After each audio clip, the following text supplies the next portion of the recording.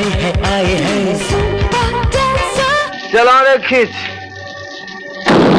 जब तक सांस चलेगी मैं नाचूंगा। मेरे दिल गाए जा सुबी सुबी सुबी। 1982 में आई डिस्को डांसर फिल्म के बाद मिथुन चक्रवर्ती का स्टारडम नेक्स्ट लेवल पर पहुंच गया था, क्योंकि इसके बाद वे दुनिया भर में फेमस हो गए थे। ऐसे में मिथुन दा ने न केवल तब अपनी फीस बढ़ा दी थी, बल्कि एक साथ इतनी फिल्में साइन कर ली थी कि दूसरे ग्रेड अभिनेताओं की आंखें चौंधिया गई थी। बस फिर इसी वजह से डिस्को डांसर वाला मजा लोगों को दोबारा दिलाने के लिए प्रोड्यूसर, डायरेक्टर व राइटर बब्बर सुभाष ने फिल्म बनाई डांस डांस। बता दे, ड्रामा म्यूजिकल रोमांस से भरी ये फिल्म रिलीज हुई थी 29 मई 1987 को। और इस फिल्म की मेन कास्ट में मिथुन चक्रवर्ती, स्मिता पाटिल, मंदाकिनी, दिलीप ताइल, शक्ति कपूर और अमरीश पुरी वगैरह नजर आए थे। ऐसे में करीब 1 करोड़ 40 लाख के बजट में बनी डांस डांस 3 करोड़ के करीब कमाई करते हुए सुपरहिट साबित हुई थी।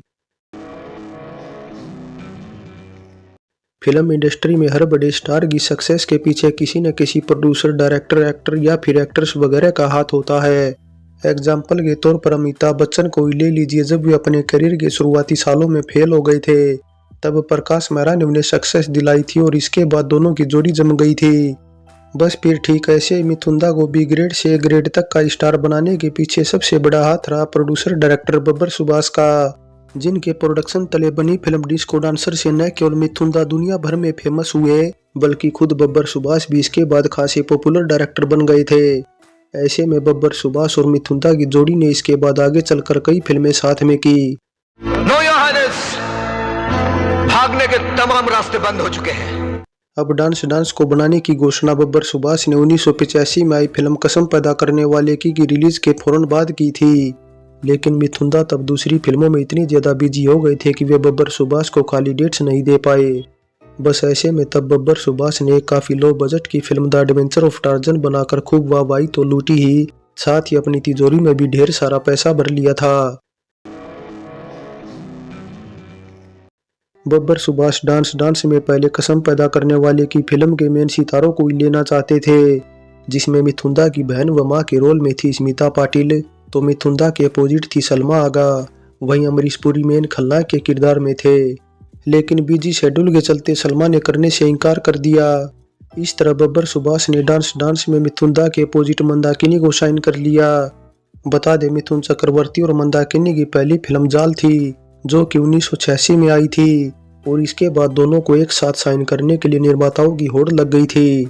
खुद बब्बर सुभाष ने डांस डांस के बाद मिथुन दा मंदाकिनी की जोड़ी को कमांडो में भी रिपीट किया था, और कमांडो भी ऐसी फिल्म थी जिसमें डांस डांस वाले मोस्टली मेन सितारे दोबारा से रिपीट हुए थे, जिसमें मिथुन दा मंदाकिनी के अलावा अमरीश पुरी, शक्ति कपूर, ओम शिवपुरी, दिलीप ताहिल और सरला येलेकर जैसे कलाकार थे। 1984 में आई फिल्म कसम पैदा करने वाले की में स्मिता पाटिल ने मिथुन दा की मां का रोल निभाया था।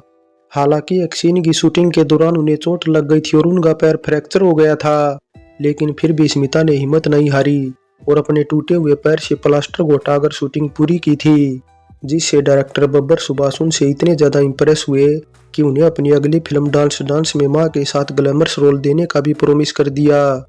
लेकिन स्मिता पाटिल को जब ये पता चला कि वे प्रेग्नेंट हैं, तो उन्होंने डांस डांस में ग्लैमरस वाले किरदार की शूटिंग बब्बर सुभाष से पहले करने की रिक्वेस्ट कर दी, क्योंकि मां के किरदार को वे बच्चे की डिलीवरी के बाद करना चाहती थी, ताकि उनकी लुक और सीन एकदम रियलिस्टिक लगे।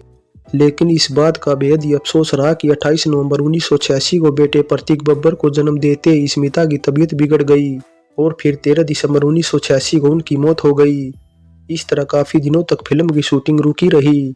हालांकि जब बारी आई मिथुन चक्रवर्ती की मां के किरदार को करने की, तो बब्बर सुभाष इस रोल में एक बार फिर किसी नौजवान अभिनेत्री को ही लेना चाहते थे। इसलिए बब्बर सुभाष ने ये रोल निभाने के लिए अप्रोच किया ऋचा शर्मा को। ऋचा मां का किरदार निभाने को तैयार भी थी, लेकिन संजय दत्त से शादी को लेकर तब वे काफी आगे बढ़ चुकी थी और संजय दत्त का उन पर प्रेशर था कि वे अब फिल्में नहीं करेंगी। इसलिए इन वक्त पर जब ऋचा ने डांस डांस में मिथुन दा की मां का किरदार निभाने से इनकार कर दिया, तो इसके बाद बब्बर सुभाष ने मराठी अभिनेत्री सरला येलेकर को साइन कर लिया।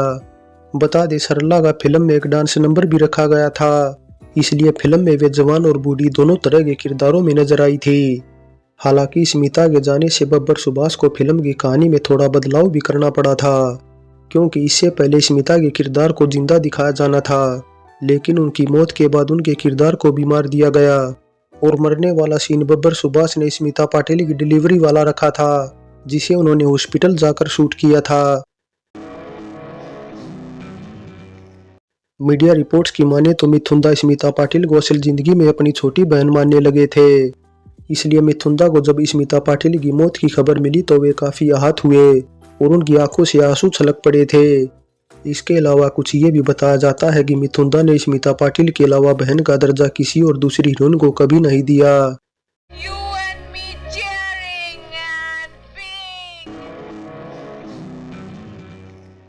फिल्म डांस में संगीत दिया था बप्पी लहरी ने, वहीं गाने लिखने का काम किया था अनजान ने, जिनके लिखे सभी वर्जन को मिलाकर 11 गाने रखे गए थे ऑडियो एल्बम में।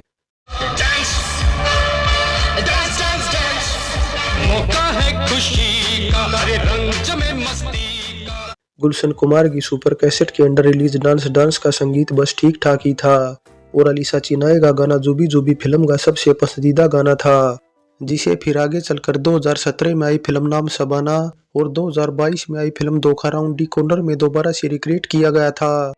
इसके अलावा अलीसा चिनाई और विजय बेनेडिक्ट का एक और ऐसा गाना भी था जो था तो केवल ऑडियो एल्बम में, लेकिन इसके बाद आगे चलकर ये गाना भी अर्जुन रामपाल की 2017 में आई फिल्म डैडी में दोबारा से रिक्रिएट हुआ था।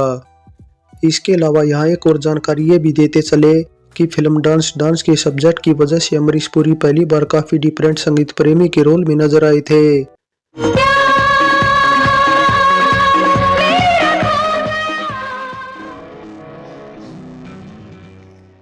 फिल्म डांस के कई सारे सीन 1985 में एक अमेरिकन फिल्म फास्ट फॉरवर्ड से कॉपी किए गए थे, जबकि यूएसएसआर में मिथुन की फैन फॉलोइंग को देखते हुए डांस को वहां रशियन में डब कर रिलीज किया गया था।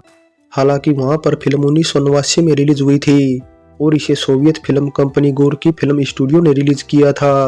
आ गया हलवा वाला आ गया। दिल मेरा तोड़ो ना। फाइनली कसम पैदा करने वाले की में माँ बेटे का किरदार करने के बाद मिथुन और स्मिता पाटिल का डांस में भी भाई बहन के किरदारों में जबरदस्त तालमेल था।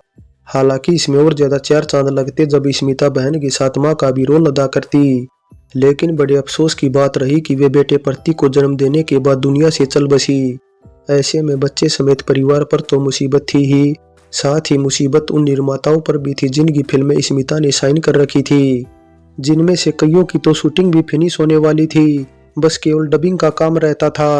और डांस भी ऐसी फिल्म थी जिसकी डबिंग का काम बाकी रहता था। बस इसीलिए डांस में हमें स्मिता पाटिल की ओरिजिनल आवाज सुनने को नहीं मिलती, क्योंकि यह किसी डबिंग आर्टिस्ट द्वारा डब कराई गई थी। सो डांस फिल्म पर हमारी ये पेशकश कैसी लगी नीचे कमेंट कर बताएं। अच्छी लगी है तो लाइक करें और शेयर करें। चलते हैं, फिर मिलेंगे एक और नई वीडियो के साथ।